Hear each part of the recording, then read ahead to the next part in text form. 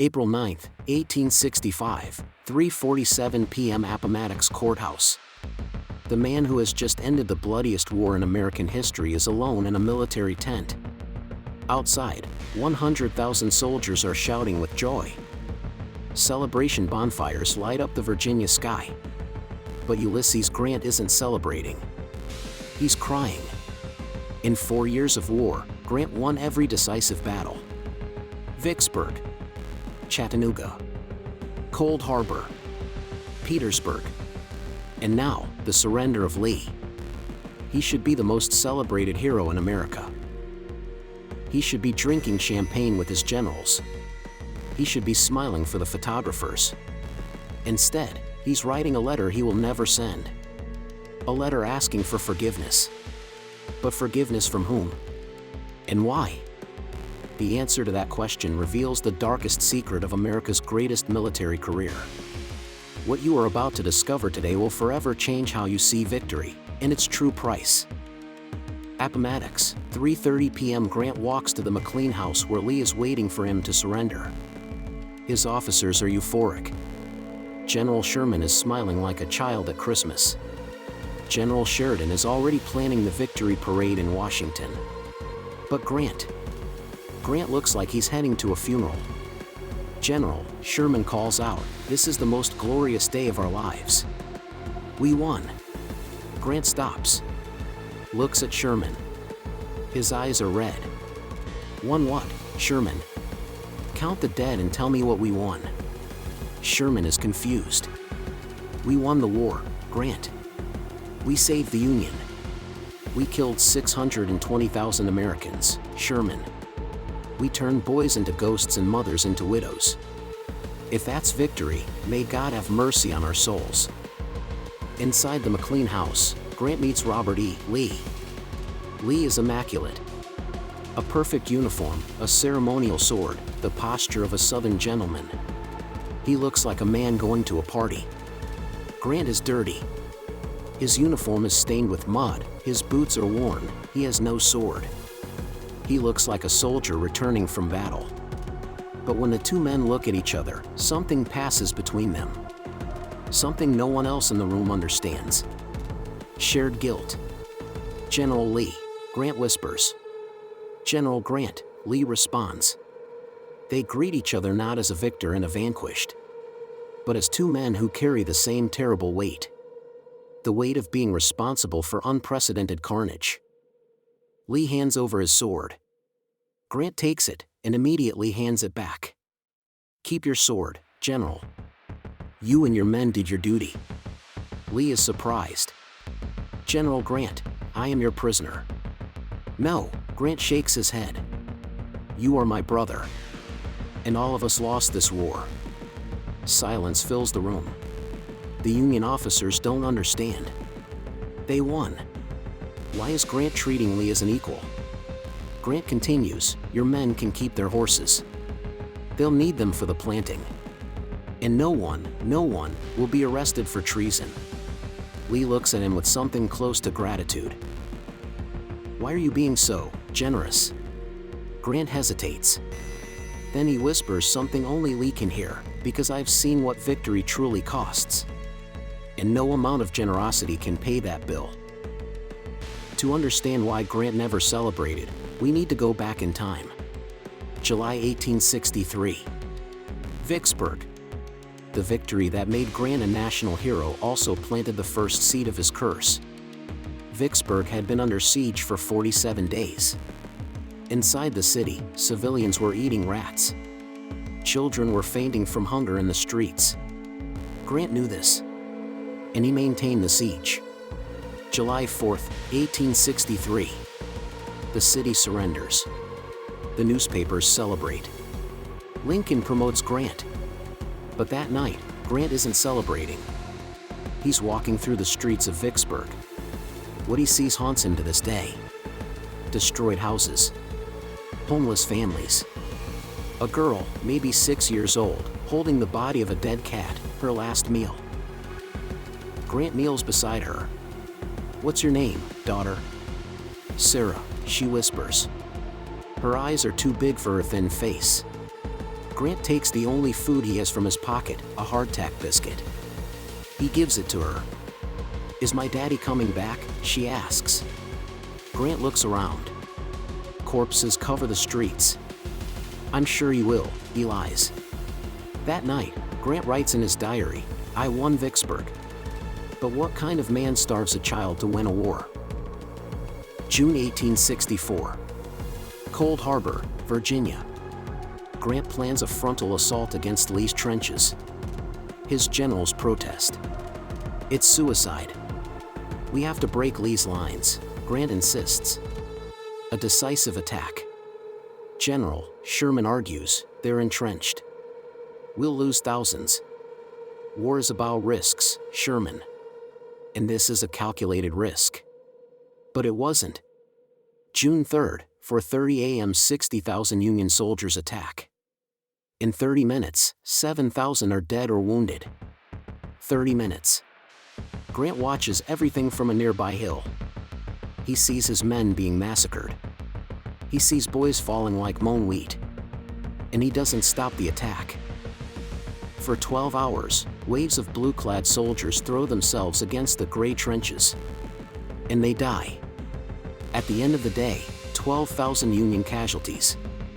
1,500 Confederates. That night, Grant trances himself in his tent. His officers hear something they've never heard before. Grant crying. He writes a letter to Lincoln offering his resignation. Then he tears it up. Then he rewrites it. Then he tears it up again. Finally, he writes in his diary, "I am a butcher dressed as a general. May God forgive what I did today." September 1864. Grant receives a report that will change his life forever. Total casualties since he took supreme command, 154,000 Union soldiers. Dead, wounded, missing.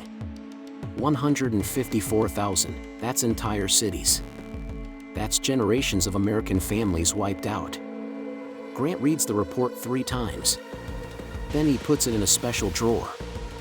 A drawer full of similar reports. Every night before he goes to sleep, Grant reads these reports. Name by name. Age by age. Thomas Mitchell, 19, Ohio. Killed at Cold Harbor. John Murphy, 17, New York. Missing at Spotsylvania. William Foster, 21, Massachusetts. Fatal wound at Wilderness. His aides don't understand this morbid obsession. "General," his secretary asks, "why do you do this to yourself?" Grant looks out the tent window. Outside, soldiers are singing around a campfire. "Because if I don't remember their names, who will? But you are winning the war. I am killing an entire generation, Captain." Victory and massacre are not synonyms. Every commander receives mail from home. Grant receives something different. Letters from mothers asking about missing sons. Letters from wives begging for news about husbands. Letters from children asking when daddy is coming home. Grant answers every one. Personally. One particular letter haunts him. "General Grant, my name is Mary Ellen Thompson. My son, David Thompson, served in the 14th Ohio under your command. He died at Shiloh, but I never knew how. Please, tell me he died a hero. It's all I have left of him." Grant remembers David Thompson. 18 years old. He died screaming for his mother, with half his face blown off by shrapnel. Grant writes back, "Dear Mrs. Thompson, your son died bravely in the line of duty. He was one of the finest soldiers I have known. I am deeply sorry for your loss." He lies. And that lie eats him up inside. That night, he writes in his diary, "How many mothers have I comforted with lies? How many widows have I reassured by concealing the truth? Am I a general or a gravedigger?" April 1865. The last week of the war. Grant is besieging Petersburg. Lee is cornered. Victory is a matter of days. But Grant hasn't slept in 72 hours. He walks through the camp. He watches his soldiers sleeping. Boys of 17, 18, 19 years old. The same age as the Confederates they will kill tomorrow. Grant stops beside a young soldier. He can't be more than 16. He's writing a letter by candlelight. "Who are you writing to, soldier?" The boy is startled. "Oh, General Grant. Sorry, sir. I'm writing to my mom."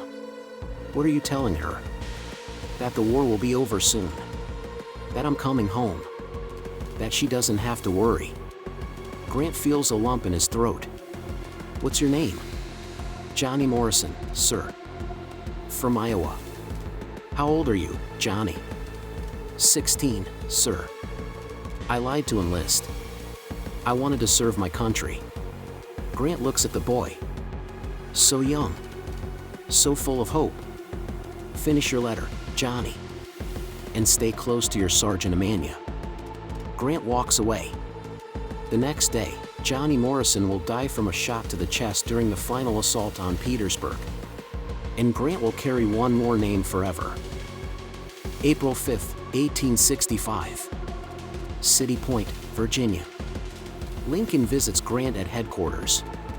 The president is euphoric. The war is practically over. "Grant," Lincoln exclaims, "you did it. You saved the Union." Grant doesn't return the enthusiasm. "Mr. President, we saved the Union by killing 500,000 Americans."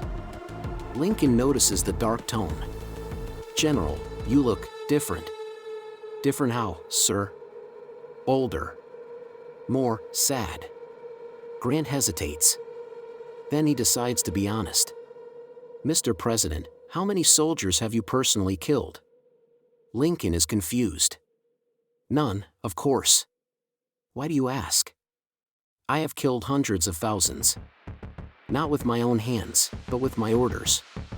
Every man who died because of a decision of mine. I killed him." "Grant, you're being too hard on yourself. These deaths are not your personal responsibility." "They're not?" Grant looks him directly in the eyes. "Then whose are they?" Lincoln has no answer. "Mr. President, when this war is over, everyone will call me a hero. They will hold parades in my honor. They will write books about my victories. And they will be right. No, sir. They will be lying. Because there is no victory in war. There is only survival. And I survived, at the cost of an entire generation's life." April 8, 1865. The eve of Lee's surrender. Grant is in his tent, alone. Tomorrow, the war will end. He should be celebrating. Instead, he's counting all the dead under his command. Shiloh, 13,047 Union casualties. Vicksburg, 4,835. Wilderness, 17,666. Spotsylvania, 18,399. Cold Harbor, 12,737. Petersburg, 42,000. The total is obscene. Unacceptable. Unthinkable. Grant takes a sheet of paper and writes, "I, Ulysses S. Grant, General of the United States Army, declare that I am guilty of." He stops. Guilty of what? Winning the war? Saving the Union? Doing his duty? Or guilty of turning America into a graveyard? Grant crumples the paper. Then he smooths it out again. Then he puts it in his secret drawer. The drawer where he keeps all the letters he never sent. All the confessions he never made. All the tears he never showed. Tomorrow, he will be the hero of America. Today, he is just a man haunted by ghosts. April 9, 1865. 4:30 p.m. Appomattox. The surrender is over. Lee has left. The soldiers are celebrating. Grant is alone in his tent. Finally, he can take off the mask. He looks at himself in the shaving mirror. The man who looks back at him is not the hero America will celebrate. He is a 42-year-old man who looks 60. Gray hair. Deep wrinkles. Eyes that have seen too much. Grant takes his pen and writes the letter he will never send. To all the men who died under my command, I ask for forgiveness. Not for having fought, we fought for a just cause. Not for having won, victory was necessary. I ask for forgiveness for having survived when you did not. For being here writing while you were under the cold ground. I promise that I will carry the weight of your deaths forever. I promise that I will never, ever celebrate a victory that cost your lives.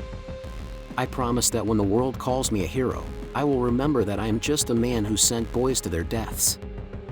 And I promise that this will haunt me until my last day. With eternal remorse, U.S. Grant. Grant folds the letter and puts it away with all the others he never sent. Outside, the soldiers begin to sing Battle Hymn of the Republic. Grant doesn't sing along. In the following years, Grant will become President of the United States. He will have parades in his honor. Statues erected in his name. But he never, in 23 years of post-war life, celebrated a single military victory. At official dinners, when they toast his victories, Grant doesn't raise his glass. At military ceremonies, when they play triumphal marches, Grant doesn't smile. In patriotic speeches, when they mention his accomplishments, Grant looks at the ground. Journalists call it modesty. Politicians call it humility. His wife Julia knows the truth. She hears him wake up screaming in the middle of the night. She sees him cry alone in his office. She knows he carries 620,000 ghosts. Ulysses, she asks one night, why don't you ever allow yourself to be happy with what you've achieved? Grant looks at her with his tired eyes.